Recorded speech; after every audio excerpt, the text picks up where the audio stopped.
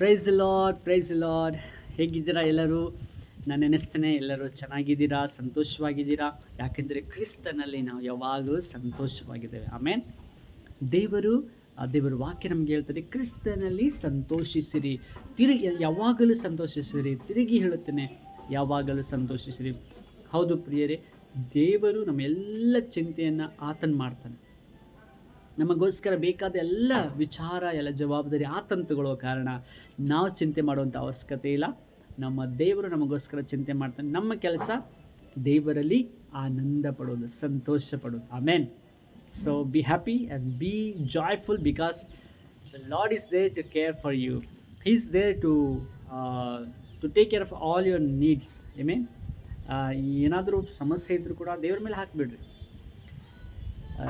ಫಿಲಿಪಿಯವರಿಗೆ 4:6 ಹೇಳ್ತಾರೆ, ಯಾವ ವಿಷಯವಾಗಿ ಚಿಂತೆ ಮಾಡಬೇಡ, ಸರ್ವ ವಿಷಯದಲ್ಲಿ ಕೃತಜ್ಞತಾ ಸ್ತುತಿ ಪ್ರಾರ್ಥನೆ ಮೂಲಕ ದೇವರ ಮುಂದೆ ಒಪ್ಪಿಸಿಕೊಡ್ರಿ, ಆಗ ದೇವರ ಶಾಂತಿ ನಿಮ್ಮನ್ನು ಕಾಪಾಡ್ತಾರೆ. ನಿಮ್ಮ ಆಲೋಚನೆ ವಿಚಾರವನ್ನು ಕ್ರಿಸ್ತ ಯೇಸುವಿನಲ್ಲಿ ಕಾಪಾಡ್ತಾರೆ. ಸರಿ, ಇವತ್ತು ನಾವೊಂದು ವಾಕ್ಯವನ್ನು ನಾವು ಧ್ಯಾನಿಸಿಕೊಳ್ಳೋಣ. ಕೀರ್ತನೆ 147 ಅದರ 14ನೇ ವಚನ. 147ನೇ ಕೀರ್ತನೆ 14ನೇ ವಚನವನ್ನು ನಾವು ಧ್ಯಾನ ಮಾಡಿಕೊಳ್ಳೋಣ. ಇವತ್ತಿನ ದಿನ ದೇವರು ಏನು ಮಾತಾಡ್ತಾರೆ ನಮ್ಮೊಟ್ಟಿಗೆ ನೋಡೋಣ. ಆತನು ನಿನ್ನ ಪ್ರಾಂತದೊಳಗೆ ಸೌಭಾಗ್ಯವನ್ನುಂಟು ಮಾಡುತ್ತಾನೆ, ಶ್ರೇಷ್ಠವಾದ ಗೋಧಿಯಿಂದ ನಿನ್ನನ್ನು ತೃಪ್ತಿಗೊಳಿಸುತ್ತಾನೆ. ವಾ ವಾ ವಾ. ಈ ವಾಕ್ಯ ಓದುವಾಗಲೇ ಎಷ್ಟೋ ಸಂತೋಷ, ಓದುವಾಗಲೇ ಎಷ್ಟೋ ಆನಂದ ಆಗ್ತದೆ. ಯಾಕಂದರೆ ಅಷ್ಟು ಚೆನ್ನಾಗಿದೆ ವಾಕ್ಯ. ನಿನ್ನ ಪ್ರಾಂತದೊಳಗೆ ಸೌಭಾಗ್ಯವನ್ನು ಉಂಟು ಮಾಡ್ತಾನೆ. ನೀವಿರುವಂಥ ಸ್ಥಳದಲ್ಲಿ, ಮನೆಯಲ್ಲಿ, ನಿಮ್ಮ ಜೀವನದಲ್ಲಿ, ನಿಮ್ಮ ಊರಲ್ಲಿ, ನಿಮ್ಮ ತಾಲೂಕಲ್ಲಿ, ನಿಮ್ಮ ಜಿಲ್ಲೆಯಲ್ಲಿ, ನಿಮ್ಮ ರಾಜ್ಯದಲ್ಲಿ, ನಿಮ್ಮ ದೇಶದಲ್ಲಿ, ನೀವಿರುವಂಥ ಪ್ರಾಂತ್ಯದೊಳಗೆ ದೇವರ ಸೌಭಾಗ್ಯವನ್ನು ಉಂಟು ಮಾಡುತ್ತಾನೆ. ಪ್ರಾಮಿಸ್. ಇದು ದೇವರ ವಾಗ್ದಾನ ಇದೆ. ನಿಮ್ಮ ಊರಲ್ಲಿ, ನಿಮ್ಮ ಏರಿಯಾದಲ್ಲಿ, ನಿಮ್ಮ ಪ್ರಾಂತ್ಯದಲ್ಲಿ ಸೌಭಾಗ್ಯ ಉಂಟು ಮಾಡ್ತಾನೆ. ನೀವು ಅನೇಕರಿಗೆ ಆಶೀರ್ವಾದಕ್ಕೆ ಕಾರಣರಾಗ್ತೀರಾ. ನೀವು ಆಶೀರ್ವಾದ ಹೊಂದಿರ, ಸೌಭಾಗ್ಯವನ್ನು ದೇವರು ನಿಮಗೆ ಉಂಟು ಮಾಡ್ತಾನೆ. ಎರಡನೇದು, ಶ್ರೇಷ್ಠವಾದ ಗೋಧಿಯಿಂದ ನಿನ್ನನ್ನು ತೃಪ್ತಿಗೊಳಿಸುತ್ತಾನೆ. ಉತ್ತಮವಾದ ಭೋಜನ ವಸ್ತು ನಿಮಗೆ ಕೊಡ್ತಾನೆ. ಉತ್ತಮವಾದ ಬೆಳೆಯನ್ನು, ಉತ್ತಮವಾದ ಆಹಾರವನ್ನು ದೇವರು ನಿಮಗೆ ಕೊಡುವವನಾಗಿದ್ದಾನೆ. ಇಸಾಕನು ಬರಗಾಲದಲ್ಲಿ ಬಿತ್ತಿ 100ರಷ್ಟು ಫಲವನ್ನು ಪಡೆದನು. ಯಾಕೆಂದರೆ ಆತನು ದೇವರನ್ನು ನಂಬಿದ್ದನು. ಪ್ರಿಯರೇ, ನಾವು ದೇವರನ್ನು ನಂಬಿರುವಂಥ ದೊಡ್ಡ ಆಶೀರ್ವಾದ, ಅನೇಕ ಆಶೀರ್ವಾದ ಇದೆ. ನಿತ್ಯ ಜೀವ, ಪರಲೋಕ ರಾಜ್ಯ, ಸಂತೋಷ, ಸಮಾಧಾನ, ಶಾಂತಿ, ದೇವರ ನೆಮ್ಮದಿ, ದೇವರ ಆನಂದ, ಉಲ್ಲಾಸ, ಬಹಳಷ್ಟು ಆಶೀರ್ವಾದ ಇದೆ. ನಿತ್ಯ ಜೀವ. ಅದರ ಜೊತೆಗೆ ದೇವರು ಈ ಲೋಕದಲ್ಲಿಯೂ ಕೂಡ ನಮ್ಮನ್ನು ಬಹಳ ಪ್ರೀತಿಯಿಂದ ನೋಡ್ಕೊಳ್ತಾರೆ.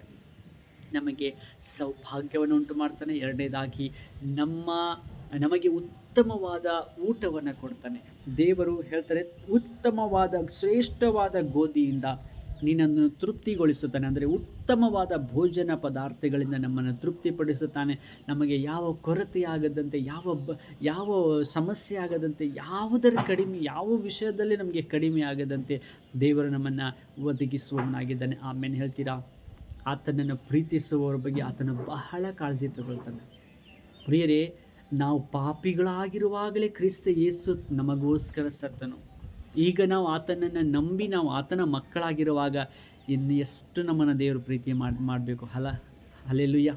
ಪ್ರಿಯರೇ, ನಾವು ಪಾಪಿಗಳಾಗಿರುವಾಗಲೇ ಇಷ್ಟೆಲ್ಲ ದೇವರು ನಮ್ಮನ್ನು ಪ್ರೀತಿ ಮಾಡಿದ್ದಾರೆ. ಅಂದರೆ ಈಗ ಆತನನ್ನು ನಂಬಿ ಆತನ ಮಕ್ಕಳ ಅಧಿಕಾರವನ್ನು ನಾವು ಪಡ್ಕೊಂಡಿದ್ದೇವೆ, ಆತನ ಮಕ್ಕಳ ಭಾಗ್ಯವನ್ನು ನಾವು ಪಡ್ಕೊಂಡಿರುವಾಗ ಇನ್ನೂ ಹೆಚ್ಚಾಗಿ ಆತ ನಮ್ಮನ್ನು ಪ್ರೀತಿ ಮಾಡ್ತಾನೆ. ಈ ವಾಕ್ಯದಿಂದ ನಮಗೆ ಅರ್ಥ ಆಗ್ತಾ ಇದೆ, ದೇವರು ನಮ್ಮನ್ನು ಎಷ್ಟು ಕಾಳಜಿ ವಹಿಸ್ತಾನೆ. ಉತ್ತಮ ಊಟ ನಮಗೆ ಕೊಡ್ತಾ ಇದ್ದಾನೆ. ನಮ್ಮ ಪ್ರಾಂತ್ಯದೊಳಗೆ ಸೌಭಾಗ್ಯವನ್ನು ಉಂಟು ಮಾಡ್ತಾ ಇದ್ದಾನೆ. ನಮಗೆ ಬೇಕಾದಂಥ ಎಲ್ಲ ಅಗತ್ಯಗಳನ್ನು ದೇವರು ಪೂರೈಸುವವನಾಗಿದ್ದಾನೆ. ಆಮೇನ್. ನಾನು ನಂಬ್ತೇನೆ, ಈ ವಾಕ್ಯದಿಂದ ದೇವರು ನಿಮ್ಮೊಟ್ಟಿಗೆ ಮಾತಾಡಿದ್ದಾರೆ. ಪ್ರಿಯರೇ, ನಾವು ನೋಡ್ತೇವೆ, ಅರಣ್ಯಕಾಂಡದಲ್ಲಿ ಒಂದು ವಾಕ್ಯವನ್ನು ನಿಮ್ಮೊಟ್ಟಿಗೆ ನಾನು ಓದಲಿಕ್ಕೆ ಇಷ್ಟಪಡ್ತೇನೆ. ಅರಣ್ಯಕಾಂಡ 23ನೇ ಅಧ್ಯಾಯ 19ನೇ ವಚನ. ದೇವರು ಮನುಷ್ಯನಂತೆ ಎರಡು ಮಾತಿನವನಲ್ಲ. ಮಾನವನಂತೆ ಮನಸ್ಸನ್ನು ಬೇರೆ ಮಾಡಿಕೊಳ್ಳುವವನಲ್ಲ. ಮನುಷ್ಯರೇನು ಮಾಡ್ತಾರೆ, ಒಂದು ಹೇಳ್ತಾರೆ ಇನ್ನೊಂದು ಮಾಡ್ತಾರೆ. ಈ ಎಕ್ಸಾಂಪಲ್, ಯಾರಾದರೂ ದುಡ್ಡು ಕೇಳಲಿಕ್ಕೆ ಬಂದರೆ ನಾಳೆ ಕೊಡ್ತೀನಿ ಅಂತ ಹೇಳ್ತಾರೆ. ನಾಳೆ ಅವರು ಬಂದು ಕೇಳಿದರೆ, ಸಾರಿ ಇವತ್ತು ನನಗೆ ಆಗಲಿಲ್ಲ, ಚೇಂಜ್ ಆಗಿಬಿಡ್ತಾರೆ, ಮಾತು ಬದಲಾವಣೆ ಮಾಡಿಬಿಡ್ತಾರೆ. ದೇವರು ಮನುಷ್ಯನಂತೆ ಎರಡು ಮಾತಿನವನಲ್ಲ, ಮಾನವನಂತೆ ಮನಸ್ಸನ್ನು ಬೇರೆ ಮಾಡಿಕೊಳ್ಳುವವನಲ್ಲ. ನಾವು ಇವತ್ತು ಒಂಥರ ಇರ್ತೇವೆ, ನಾಳೆ ಇನ್ನೊಂದು ಥರ ಇರ್ತೇವೆ. ನಾವು ಮನುಷ್ಯರು, ಬದಲಾಗ್ಬಿಡ್ತೇವೆ. ಆದರೆ ಮಾನವನಂತೆ ಮನಸ್ಸು ಬೇರೆ ಮಾಡಿಕೊಳ್ಳುವವನಲ್ಲ ದೇವರು. ನಾವು ಮನಸ್ಸು ಬೇರೆ ಮಾಡ್ಕೊಳ್ತೇವೆ, ಆದರೆ ದೇವರು ಹೇಗಿದ್ದಾನೋ ಹಾಗೇ ಇರ್ತಾನೆ, ಚೇಂಜ್ ಆಗೋದಿಲ್ಲ. ಯೇಸು ಕ್ರಿಸ್ತನು ನಿನ್ನೆ ಇದ್ದ ಹಾಗೆ ಈ ಹೊತ್ತು ನಿರಂತರವೂ ಇರುವವನಾಗಿದ್ದಾನೆ. ಆತನು ಬದಲಾಗುವ ದೇವರಲ್ಲ, ಮಾತನ್ನು ತಪ್ಪಿಸುವ ದೇವರಲ್ಲ, ಮನಸ್ಸು ಬೇರೆ ಮಾಡಿಕೊಳ್ಳುವವನಲ್ಲ. ತಾನು ಹೇಳಿದ ಮೇರೆಗೆ ನಡೆಯುವುದಿಲ್ಲವೋ, ಮಾತು ಕೊಟ್ಟ ನಂತರ ನೆರವೇರಿಸುವುದಿಲ್ಲವೋ, ತಾನು ಏನು ಹೇಳ್ತಾನೆ ಅದನ್ನು ಮಾಡ್ತಾನೆ, ಏನು ಮಾತು ಕೊಡ್ತಾನೆ ಖಂಡಿತ ಅದನ್ನು ನೆರವೇರಿಸ್ತಾನೆ. ಇವತ್ತು ನಮಗೆ ಏನು ಮಾತು ಕೊಡ್ತಾ ಇದ್ದಾನೆ, ನಿನ್ನ ಪ್ರಾಂತದೊಳಗೆ ಸೌಭಾಗ್ಯವನ್ನು ಉಂಟು ಮಾಡ್ತೇನೆ, ನಿನಗೆ ಉತ್ತಮ ಶ್ರೇಷ್ಠವಾದ ಗೋಧಿಯಿಂದ ತೃಪ್ತಪಡಿಸುತ್ತೇನೆ. ಖಂಡಿತವಾಗಿ ದೇವರು ಇದನ್ನು ನಮ್ಮ ಜೀವನದಲ್ಲಿ ಮಾಡಲಿಕ್ಕಿದ್ದಾರೆ. ನಂಬುವವರು ಆಮೇಲೆ ಹೇಳ್ತೀರಾ. Praise Lord. ದೇವರು ಈ ವಾಕ್ಯದಿಂದ ನಮ್ಮೆಲ್ಲರನ್ನ ಆಶೀರ್ವಾದ ಮಾಡಲಿ. ಒಂದು ಚಿಕ್ಕದಾಗಿ ಪ್ರಾರ್ಥನೆ ಮಾಡೋಣ. ಪ್ರೀತಿಯುಳ್ಳ ದೇವರೇ, ಎಲ್ಲ ನಿನ್ನ ಮಕ್ಕಳನ್ನು ಆಶೀರ್ವಾದ ಮಾಡು.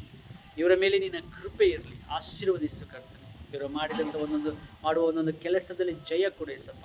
ಇವತ್ತು ವಾಕ್ಯದ ಮೂಲಕ ಮಾತಾಡಿದರೆ ಸ್ವಾಮಿ, ನಮ್ಮ ಪ್ರಾಂತದೊಳಗೆ ನಿನ್ನ ಸೌಭಾಗ್ಯವನ್ನುಂಟು ಮಾಡುತ್ತೆ ಎಂದು. ಹೌದು ಸ್ವಾಮಿ, ನಮಗೆ ಉತ್ತಮವಾದ ಶ್ರೇಷ್ಠವಾದ ಗೋಧಿಯಿಂದ ಶ್ರೇಷ್ಠವಾದ ಆಹಾರದಿಂದ ತೃಪ್ತಿಪಡಿಸುತ್ತದೆ ಎಂದು ಹೇಳಿದಿರಿ ರಾಜ. ಈ ನಿನ್ನ ಜೀವವುಳ್ಳ ವಾಗ್ದಾನಗಳಿಗಾಗಿ ಸ್ತೋತ್ರ. ನಾವು ನಂಬುತ್ತೇವೆ. ನನ್ನ ಜೊತೆಗೆ ಪ್ರಾರ್ಥಿಸುವ ಎಲ್ಲ ನಿನ್ನ ಮಕ್ಕಳು ನಿನ್ನ ನಂಬುವವರಾಗಿದ್ದಾರೆ ಸಪ್ಪ. ನಮ್ಮ ಜೀವನದಲ್ಲಿ ಒಂದು ಅದ್ಭುತವನ್ನು ಮಾಡು ಕರ್ತನೆ. ನಿನ್ನ ವಾಗ್ದಾನವನ್ನು ನೆರವೇರಿಸುವಪ್ಪ. ನಿನ್ನ ನಾಮ ಮಾತ್ರ ಮಹಿಮೆ ಆಗಲಿ. ಇಡೀ ದಿನ ಎಲ್ಲ ನಿನ್ನ ಮಕ್ಕಳನ್ನು ಕಾದು ಕಾಪಾಡಿ ಎಂದು ಯೇಸು ನಾಮದಲ್ಲಿ ಬೇಡಿ ಹೊಂದಿದ್ದೇವೆ ತಂದೆ. ಆಮೇನ್, ಆಮೇನ್. ದೇವರು ನಿಮ್ಮನ್ನು, ನಿಮ್ಮ ಕುಟುಂಬಗಳನ್ನು ಹೆಚ್ಚಾಗಿ ಆಶೀರ್ವಾದ ಮಾಡಲಿ.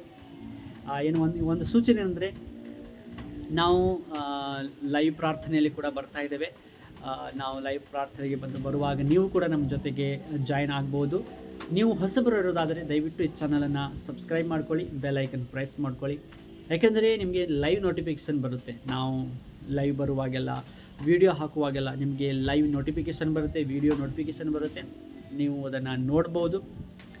ಬಹಳ ಸಂತೋಷದಿಂದ ನಿಮ್ಮನ್ನು ನಾವು ಸ್ವಾಗತಿಸ್ತೇವೆ ನಮ್ಮ ಚಾನಲಲ್ಲಿ. ಎಲ್ಲರೂ ಸೇರಿ ಒಟ್ಟಾಗಿ ಆತ್ಮಿಕತೆಯಲ್ಲಿ ಬೆಳೆಯೋಣ, ದೇವ್ರ ರಾಜ್ಯವನ್ನು ಕಟ್ಟೋಣ. God bless you. ಮತ್ತೆ ಲೈವ್ ಪ್ರಾರ್ಥನೆಯಲ್ಲಿ ಭೇಟಿಯಾಗೋಣ. ಇನ್ನೊಂದು ಹೊಸ ವಿಡಿಯೋದಲ್ಲಿ ಮತ್ತೆ ಭೇಟಿಯಾಗೋಣ. God bless you. Take care. Have a blessed day. ಆಮೇಲೆ